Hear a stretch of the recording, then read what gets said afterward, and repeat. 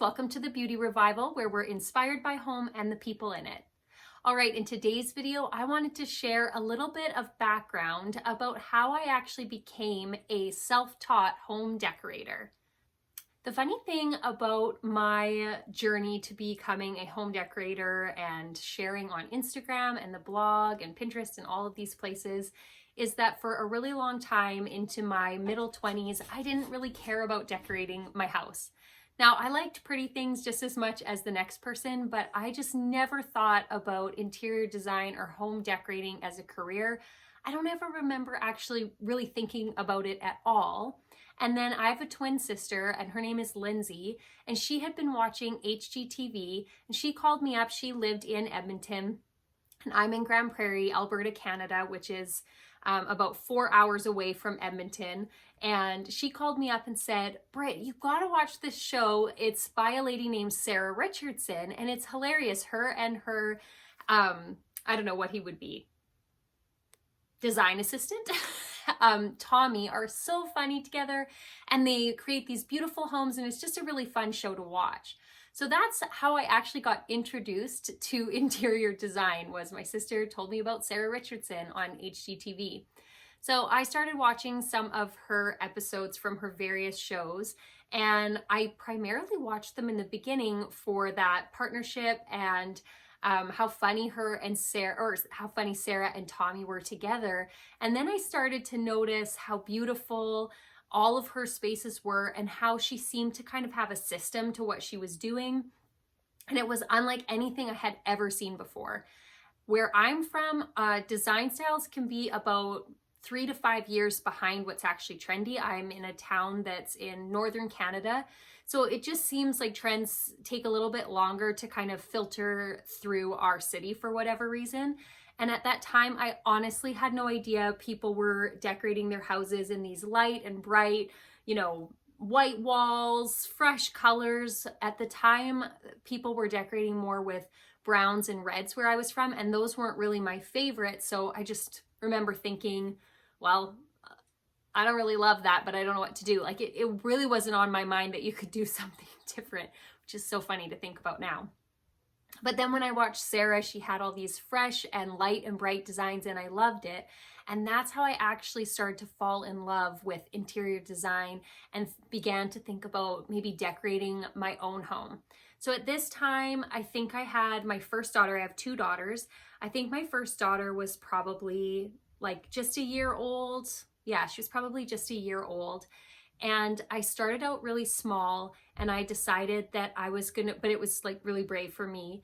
We didn't have a lot of money, like any money to be spending on decorating, but I decided to take a bath towel, you guys, and I'm not a sewer. I can't sew, but I decided to sew a pillowcase cover for a pillow on my IKEA couch that I had, and it was orange.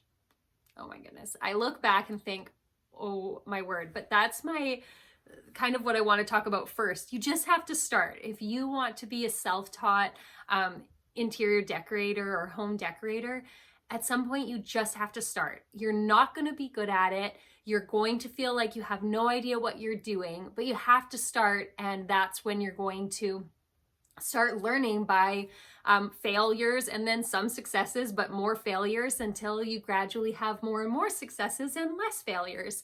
But yes, to begin, I sewed a pillowcase cover from a bath towel, and it was orange, and I put that on my couch. And I think my first idea was that I was going to have like a blue and orange theme going on in my living room. I'm not really sure.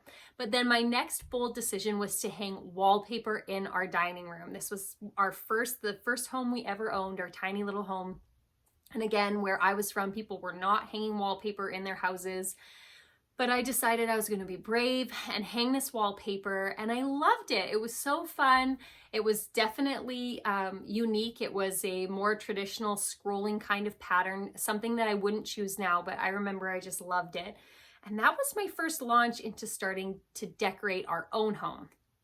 That probably doesn't sound very exciting because now we have Pinterest and Instagram and blogs and YouTube and all of these things to be looking at and getting inspiration and ideas. But back then, I remember Pinterest had just started when I got into all of this, and Instagram was still being mainly used just for people to share pictures of you know, their kids or what they ate or things like that. It wasn't to share like interior design inspiration or anything like that. So yeah, so that was really big for me to start there. And then we ended up moving. So we moved into our Whispering Ridge house in, I believe, 2013, 2012, 2013. And it was this big, beautiful home that was built and designed by our friends. And they did an incredible job, and it had a white kitchen and a freestanding tub. I mean, it was just beautifully done. All the light fixtures, the backsplashes, everything. It was like this perfect, amazing blank canvas.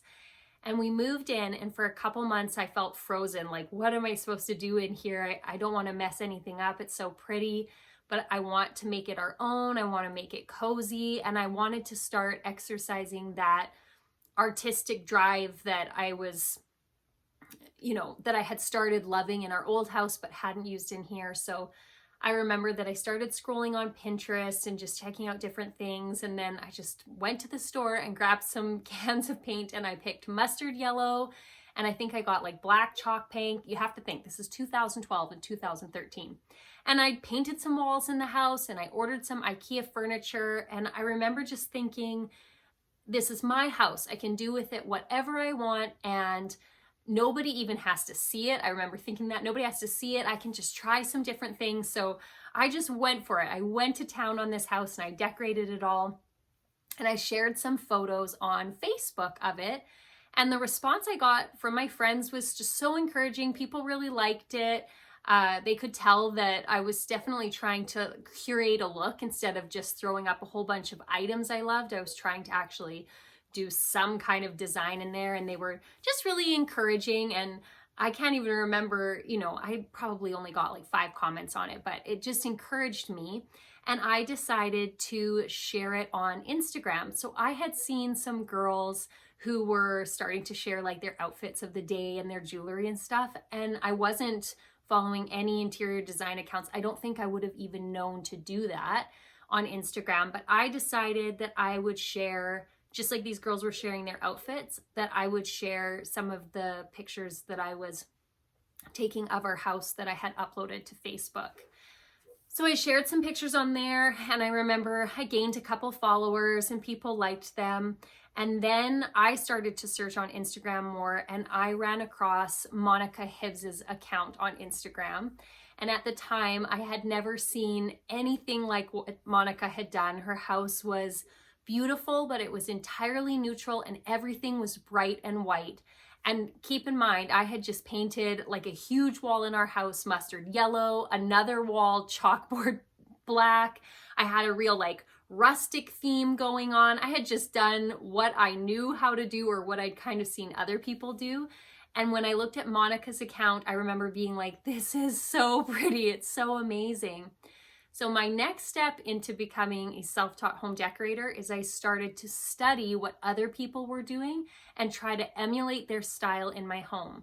What this meant, though, was that I had to paint over and change the majority of what I had done up to that. That's a big part of growing and learning. If you're going to be self-taught, you're going to have to make mistakes and then change things. And that is probably the area that I see people stop and not want to move forward, because they feel like they weren't good at it and it's not for them if they realize they have to start over. And that's not true. You're never going to grow. You're never going to learn if you're not willing to say, oh shoot, why did I paint that huge wall mustard yellow? Now I want it to be white or gray or whatever. So that was my next step in my self-taught journey to becoming a home decorator, is I had to take down, sell a lot of furniture that I had bought because it was very rustic. And I was looking at Monica's style, and it was very like more traditional, but very clean and simple. No rustic elements in it at all. So I had to start over from scratch, and so I did. And I did this too by just buying like a slipcover for my IKEA couch, and you know, grabbing some new pillowcase covers. I didn't spend a lot of money. We still didn't have a big budget for decorating, but I just started little by little studying what she was doing. I found some other interior decorators on Pinterest and on Instagram. I just started studying what other people were doing. So it wasn't long after I had kind of reworked our living room and painted over the walls, slip covered the sofa and stuff, and I was still sharing this on Instagram, that people really started to take notice of what I was doing, and I was gaining followers on Instagram more quickly. I had a blog, although I wasn't putting a lot of attention into my blog. My primary focus was on Instagram, and it was growing, and I started to share pictures of our living room, so shots so that you could see like the whole living room instead of just a little vignette shot or like a picture of whatever, a pillow or whatever. I started to stand back and take pictures further back so people could see the entire room, and those just went crazy. People loved them. I was gaining followers like at a crazy amount. It was all just really wild. I remember just being like, what is happening? This is insane. But it was the motivation that I needed to keep trying new things and to start to spread my wings into now not studying so closely what other people were doing, but trusting my instinct to bring in what I liked and what my personal touches and quirky decor items and stuff were. And I just got more and more confident and more brave to try different things, even if they were things I wasn't seeing other people doing very much or at all. And that's kind of how I grew to the next phase, where people started to reach out in my town who had seen or followed me on Instagram or Facebook and ask me if I would come and decorate their homes for them.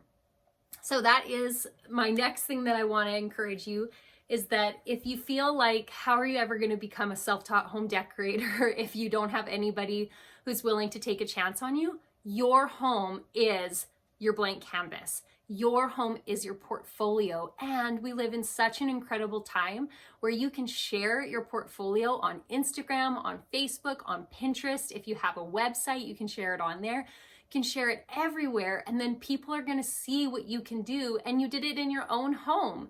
And if they like it, they're going to reach out to you and ask you to come and decorate their houses.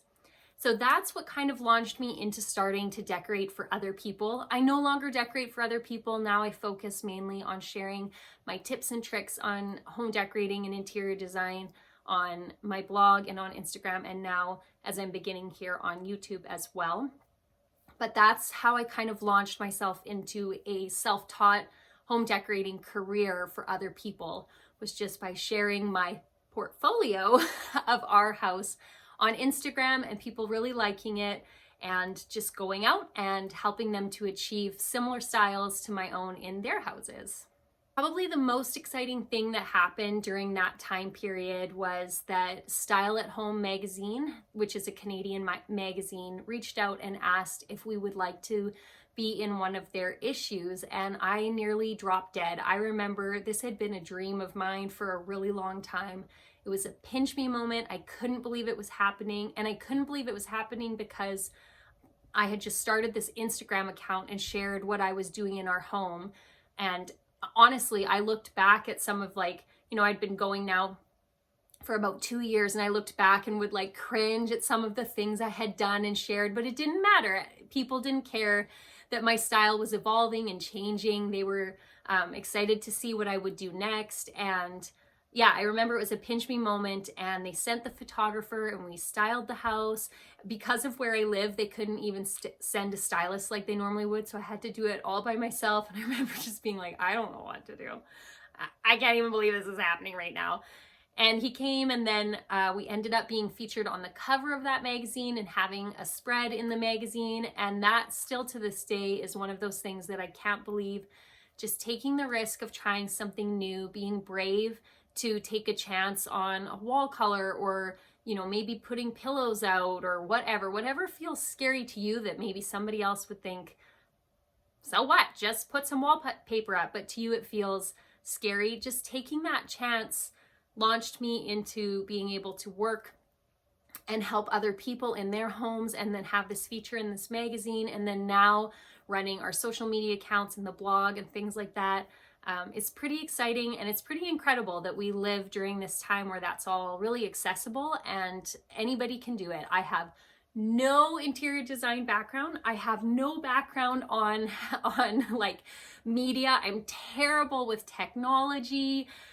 like all of those things were really hard for me. And so I like being able to share my story with others who think, well, maybe you have to have some kind of natural instinct in this, or you have had to have gone to school for that. No, I was a stay-at-home mom, a homemaker, and I was just enjoying decorating our house and sharing those pictures on Instagram, and it launched a career for me. And yeah, so I hope you found this encouraging. I hope that it inspires you if you are looking to become a self-taught interior designer or home decorator, that you just have to be brave, be willing to make mistakes and try again, study what other people are doing. We're all, like, there's nothing new under the sun. We're all being inspired by each other, but then we're being inspired by each other, but the world needs who you were made to be. The world needs what you can add to it. So it's just kind of this constant,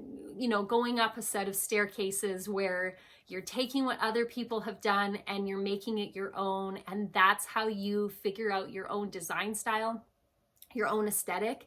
And yeah, it's just that simple. And then start sharing it. Share it on Instagram and Pinterest, all these places, and it will feel unnerving. It will feel uncomfortable to share. I've had lots of people tell me, well, I don't want anybody to think that I'm thinking, oh, I'm so amazing. And I was like, well, when you look at Pinterest, are you thinking, oh, why is that person sharing it? No, you're like, oh, thank goodness they shared that so I could see a furniture layout or a different color of walls. When I'm sharing on Instagram or Pinterest, I'm trying to inspire somebody just like I was inspired. So don't let that hold you back, but don't worry, it's completely normal to feel awkward about that, and like it feels a little uncomfortable to start sharing. But it is one of those things, is like ripping off the band-aid. You just start sharing, and as you continue to put yourself out there and be vulnerable, it will get easier, I promise.